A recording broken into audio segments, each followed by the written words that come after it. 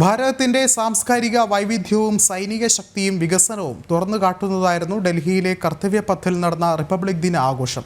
Indonesian president Prabowo Subianto ആയിരുന്നു മുഖ്യാതിഥി. പരേഡിന് സാക്ഷ്യം വഹിക്കാൻ സമൂഹത്തിന്റെ വിവിധ തുറകളിൽ നിന്നായി 10,000-ലധികം പ്രത്യേക അതിഥികളും കർത്തവ്യപഥിൽ എത്തിച്ചേർന്നു. പ്രധാനമന്ത്രി നരേന്ദ്രമോദി യുദ്ധസ്മാരകമായ അമർജ്യോതിയിലെത്തി പുഷ്പചക്രങ്ങൾ അർപ്പിച്ചതോടെ ചടങ്ങുകൾക്ക് ഔദ്യോഗികമായി തുടക്കമായി. പ്രതിരോധ മന്ത്രി Rajnath Singh, chief of defence staff, 3 സേനകളുടെയും മേധാവിമാർ, പ്രതിരോധ സെക്രട്ടറിയും അമർജ്യോതിയിലേക്ക് പ്രധാനമന്ത്രിയെ അനുഗമിച്ചു.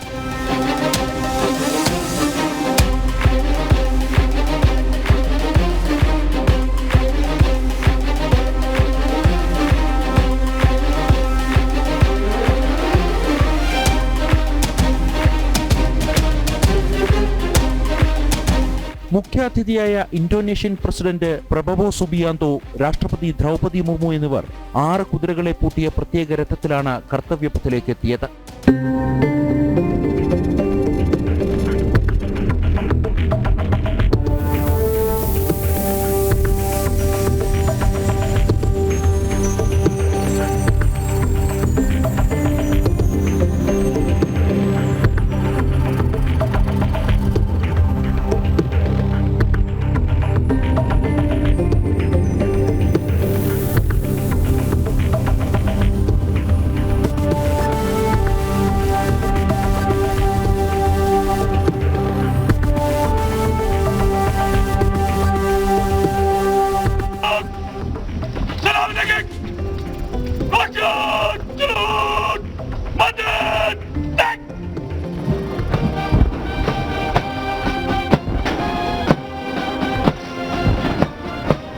ഇരുപത്തിയൊന്ന് ഗൺ സല്യൂട്ടുകളോടെയാണ് ദേശീയ പതാക ഉയർത്തിയത്.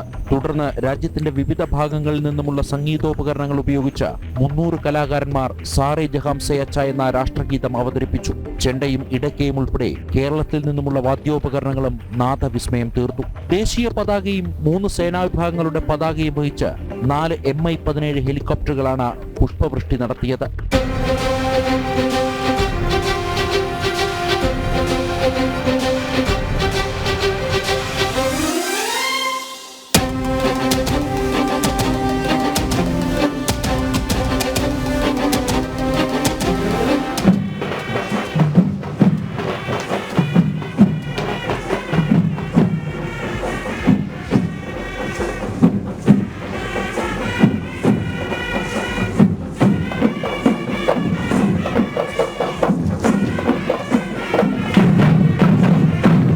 പരേഡ് കമാൻഡർ ലഫ്റ്റനന്റ് ജനറൽ ഭാവ്നീഷ് കുമാറിൽ നിന്നും രാഷ്ട്രപതി സല്യൂട്ട് സ്വീകരിച്ചതോടെ പരേഡുകൾ ആരംഭിച്ചു. ആദ്യം അതിഥി രാഷ്ട്രമായ ഇന്തോനേഷ്യയിൽ നിന്നുമുള്ള 190 അംഗ സൈനിക ബാൻഡിനൊപ്പം 152 സൈനികർ പരേഡിൽ പങ്കെടുത്തു.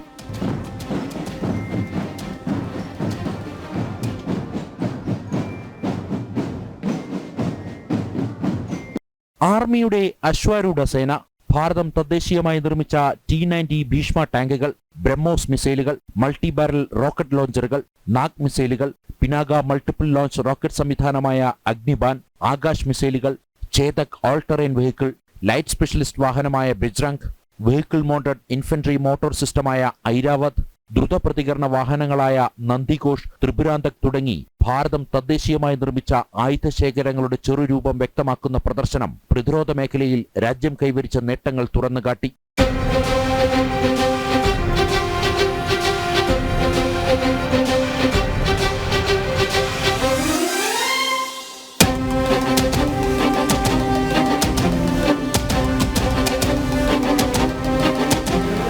മൂന്ന് സൈനിക വിഭാഗങ്ങളിൽ നിന്നുമുള്ള പരേഡുകൾ രാഷ്ട്രപതിക്ക് സല്യൂട്ട് നൽകി. ലഫ്റ്റനന്റ് കമാൻഡർ സാഹിൽ അലുവാലിയ നയിച്ച 144 അംഗ നാവിക സേനാംഗങ്ങളും സ്ക്വാഡ്രൺ ലീഡർ മഹേന്ദ്ര സിംഗ് ഗരാട്ടി നയിച്ച 144 അംഗ വായുസേനാംഗങ്ങളും കരസേനയിൽ നിന്ന് jade regiment, Garhwal rifles, ദിമഹർ regiment, Jammu Kashmir rifles regiment കൂടാതെ സിഗ്നൽ വിഭാഗവും പരേഡിന്റെ ഭാഗമായി. വായുസേനയുടെ പരേഡ് സമയത്ത് 3 MiG-29 എയർക്രാഫ്റ്റുകളുടെ ഫ്ലൈ പാസ്റ്റും നടന്നു.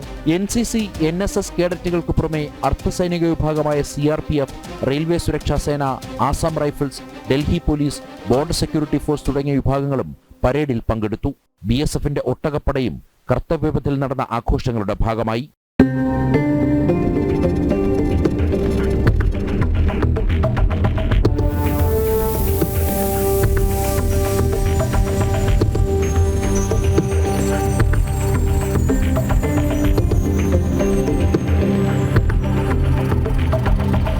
സേനാ വിഭാഗങ്ങൾ അവതരിപ്പിച്ച നിശ്ചല ദൃശ്യങ്ങൾക്ക് പുറമെ കര, വ്യോമ, നാവിക സേനകൾ തമ്മിലുള്ള തടസ്സമില്ലാത്ത ആശയവിനിമയത്തെ ചിത്രീകരിക്കുന്ന ജോയിന്റ് ഓപ്പറേഷൻ റൂമിന്റെ മാതൃകയായ ട്രൈ സർവീസ് ടാബ്ലോ ഇതാദ്യമായി റിപ്പബ്ലിക് ദിനത്തിൽ പ്രദർശിപ്പിച്ചു. രാജ്യത്തിന്റെ സാംസ്കാരിക വൈവിധ്യം വിളിച്ചോതി 16 സംസ്ഥാനങ്ങളാണ് നിശ്ചല ദൃശ്യങ്ങൾ അവതരിപ്പിച്ചത്.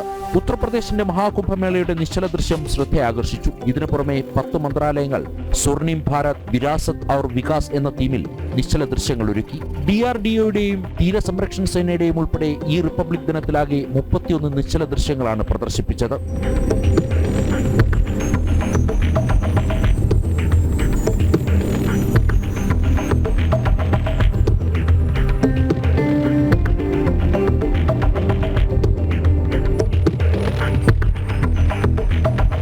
വിവിധ ഭാഷകളിൽ ഒരുക്കിയ ജയതി ജയമമ ഭാരതം എന്ന പാട്ടിനൊപ്പം രാജ്യത്തിന്റെ വിവിധ ഭാഗങ്ങളിൽ നിന്നുമുള്ള 5000 കലാകാരന്മാർ 45ലധികം നൃത്തരൂപങ്ങൾ സമന്വയിപ്പിച്ച് അവതരിപ്പിച്ച കലാവിരുന്ന് രാജ്യത്തിന്റെ വൈവിധ്യത്തെ ചൂണ്ടിക്കാട്ടി. ജയതി ജയ ജയ ജയതി ജയ ജയ ജയതി ജയ മമ ഭാരതം ജയതി ജയ ജയ ജയതി ജയ ജയ ജയതി ജയ മമ ഭാരതം. കരസേനാ ഭടന്മാർ അവതരിപ്പിച്ച മോട്ടോർ സൈക്കിൾ അഭ്യാസവും വായുസേനയുടെ സാഹസിക പ്രകടനങ്ങളും പ്രധാന ആകർഷണമായി. 22 ഫൈറ്റർ ജെറ്റുകൾ, 11 ട്രാൻസ്പോർട്ട് എയർക്രാഫ്റ്റുകൾ, 7 ഹെലികോപ്റ്ററുകൾ എന്നിവ സാഹസിക എയർ ഷോയിൽ ഉൾപ്പെടുത്തി.